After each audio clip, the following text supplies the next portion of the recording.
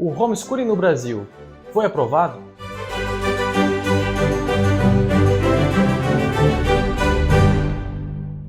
Bom, pessoal, em primeiro lugar, salve Maria. Em primeiro lugar, para facilitar a nossa compreensão, é interessante que nós analisemos um pouquinho do processo legislativo. Quer dizer, como funciona para uma lei no Brasil ser aprovada, e uma lei infraconstitucional, né, uma lei que está abaixo da Constituição, mas que vai regular a vida nacional. Como que é o processo para que ela nasça? Em primeiro lugar, alguém tem que projetar essa lei. Isso tem que surgir da cabeça de alguém. Seja de um leigo, pode ser uma pessoa do povo. Seja um legislador que tem isso por profissão, né? E até mesmo o próprio presidente da República, o próprio governo federal tem competência para isso. Então surge, escreve esse projeto de lei e em seguida propõe que isso seja votado, que isso seja considerado por uma colegialidade de deputados federais. Em Brasília nós temos duas casas. A primeira casa com 513 deputados, todos representando alguns estados do país, ou seja, são muitos membros. Esse projeto é apresentado a todos. Há necessidade de haver uma espécie de maioria, não vou entrar nesses detalhes, a questão de maioria absoluta, maioria simples, mas a princípio é necessário que haja uma maioria. Todos consentem? Consentem. Essa lei vai ter que passar agora para a casa revisora, chamada Senado. Uma casa talvez mais solene, podemos dizer assim, porque tem função de revisar tudo que é aprovado pelos congressistas. Tem menos membros, 81, em média 3 membros para cada estado. Tem a função de olhar esse projeto de lei, analisar questões de ordem fundamental, constitucionalidade, legalidade, conflito de normas, enfim, eles vão revisar o projeto de lei. Em sequência, nesse processo, pode haver, inclusive no Senado, pode haver questões fundamentais que precisam fazer com que esse projeto seja retornado para a primeira casa. Pode acontecer que não. Mas é muito variado, cada projeto de lei tem uma história. Às vezes vai ao Senado, os senadores acham que é relevante voltar ao Congresso Nacional porque alguma revisão que eles pretendem fazer vai alterar a essência do projeto, então é necessário que de novo discutam ali na primeira casa. Mas em geral, aprovado aqui, aprovado lá, o projeto segue para o presidente da República, que é o símbolo de poder da nação, que ainda tem poderes sobre esse projeto. Ele pode sancionar, aprovar tudo que chega à mesa dele, ou pode vetar, pode reprovar o projeto inteiro, ele tem esse poder, ou ele pode reprovar algumas normas, alguns artigos desse projeto de lei. Chama-se veto quando ele exerce essa função, chama-se sanção quando ele aprova o projeto. Esse é o nosso processo legislativo muito resumidamente.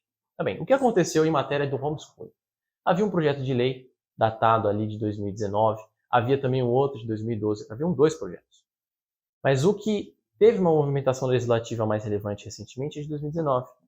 Esse projeto de lei foi ineditamente e numa velocidade impressionante aprovado no mês de maio do corrente ano de 2022 na Câmara dos Deputados. Houve uma movimentação rápida porque houve votação de algo chamado regime de urgência, que é o seguinte, significa que uma vez aprovado esse regime, a pauta de discutir esse assunto passa a ser relevante, mas não só, passa a ser urgente, quer dizer, agora a urgência em discutir o tema. Então a reviravolta com o projeto começou com a aprovação do regime de urgência dessa lei. Uma vez aprovado, todos tiveram que se reunir e decidir se aprovam ou não o projeto. Então isso obrigou uma reunião de todos os senadores, os deputados federais, que finalmente consentiram em certos pontos, não consentiram em outros, mas aprovaram o texto. E houve um texto de mais ou menos 17 artigos, um projeto de lei, que regulamenta a prática do homeschooling, aprovado no fim do mês de maio último desse ano. Esse projeto agora está no Senado, e claro que há questões políticas, infelizmente, há questões de outras ordens que influenciam sempre nessa corrida legislativa para a consecução das coisas. Então o projeto está parado no Senado enquanto procura algum espaço na pauta ali dos senadores. É nesse passo que nós estamos. Não posso fazer projeções de quanto tempo vai levar para que esse projeto seja aprovado.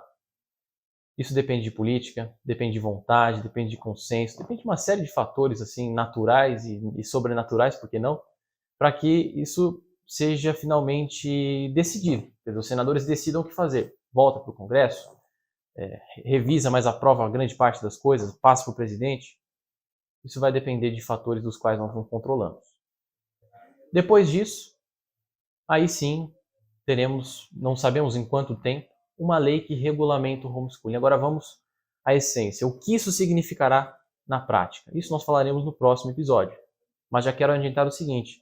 Na prática, nós temos uma lei que regulamenta, finalmente, uma atividade que não é ilícita, não é inconstitucional, muito menos, mas que não havia como o Estado conhecer, não havia como o Estado fiscalizar ou pelo menos tomar controle do que se faz.